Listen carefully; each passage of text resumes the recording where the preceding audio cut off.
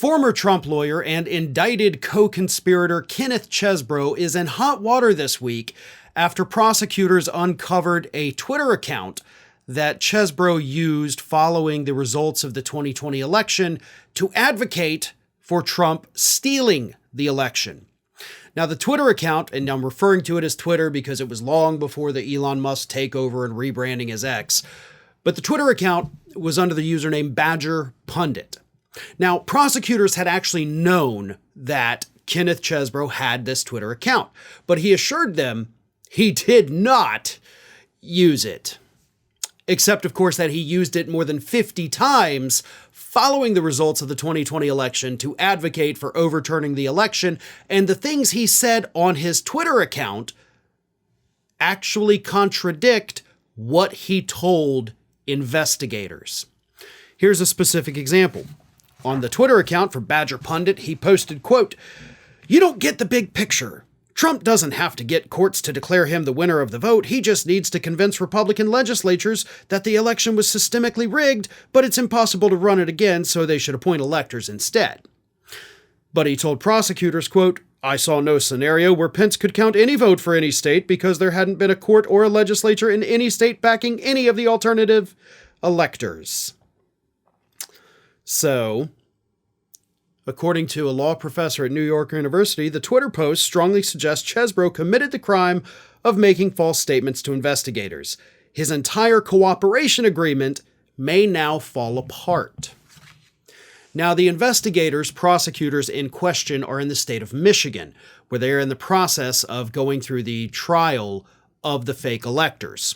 Chesebro has been cooperating with them. He sat for a very lengthy conversation with prosecutors back in December, and now his entire testimony is being called into question because he lied to them about that Twitter account. Now, it's important to remember, you can get on Twitter and say whatever the hell you want. Okay? So him saying things that contradict what he told prosecutors is not necessarily the issue. Because when you're on Twitter, you're not under oath. Like when I say you can say whatever you want, you can lie.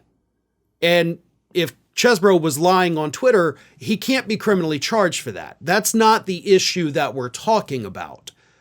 The issue, and I mentioned that, by the way, because I think a lot of people are super confused about that ever since this news came out. They're like, oh, well, yeah, obviously he lied. Yes, he lied, but it's not that he lied on Twitter and then told investigators something else. He lied to them about having the account.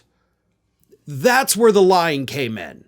That's the issue that throws his entire credibility into question and could kill the cooperation deal that he has in Michigan, along with, of course, the cooperation deal, the plea deal that he worked out with Fani Willis in Georgia. But here's the flip side of that. Not only is Chesebro now exposed to more potential criminal prosecution and losing his plea deal in Georgia, but it also means that whatever he's given investigators in Michigan and Georgia basically is worthless now.